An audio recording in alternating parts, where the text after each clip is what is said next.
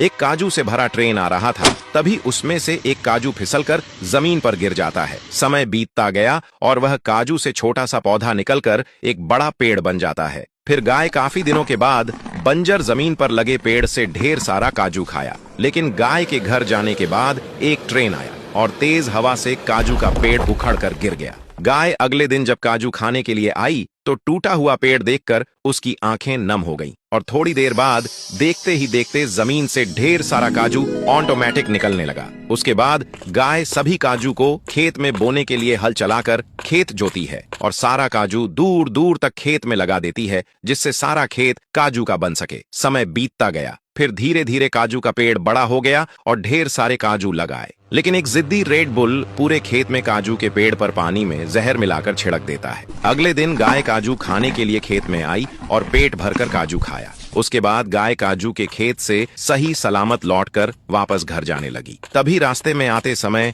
उसका शरीर धीरे धीरे काजू का बन गया। इतना कुछ होने के बाद भी गाय को कुछ नहीं पता था कि उसके साथ क्या हुआ है। तभी रास्ते में एक रेड बुल काजू के लालच में उसका पीछा करते हुए उसे पकड़ने लगता है। वह भागते हुए जंगल में चली जाती है, लेकिन कुछ आदिवासी लोग उसे देखकर हैरान हो गए और आदिवासी लोग भी काजू के लालच में गाय को दौड़ा दौड़ा कर पकड़ने लगते हैं। उसके बाद गाय अपने जान बचाने के लिए भागते हुए एक गरीब गांव में चली जाती है। गाय डरते डरते आगे बढ़ती गई, लेकिन वे लोग पहली बार काजू की गाय को देखकर हैरान रह गए। लेकिन फिर भी गांव के लोग उसे अपने साथ रखते हैं, क्योंकि ये लोग बड़े दयालु होते हैं। उसके बाद गाय के रहने के लिए सभी लोग पैसा इकट्ठा करके अच्छा सा घर बनवाया। एक दिन गांव के लोग गाय को घुमाने के लिए शहर में लेकर जाते हैं। तभी अचानक बीच रोड पर ही गाय बिना रुके ढेर सारा काजू देना शुरू कर दिया। फिर गांव और शहर वालों के बीच बहस हो गई, क्योंकि दोनों पक्ष गाय को लेना चाहते थे। शहर के लोग कहते हैं कि यह गाय शहर में आकर काजू दिया है,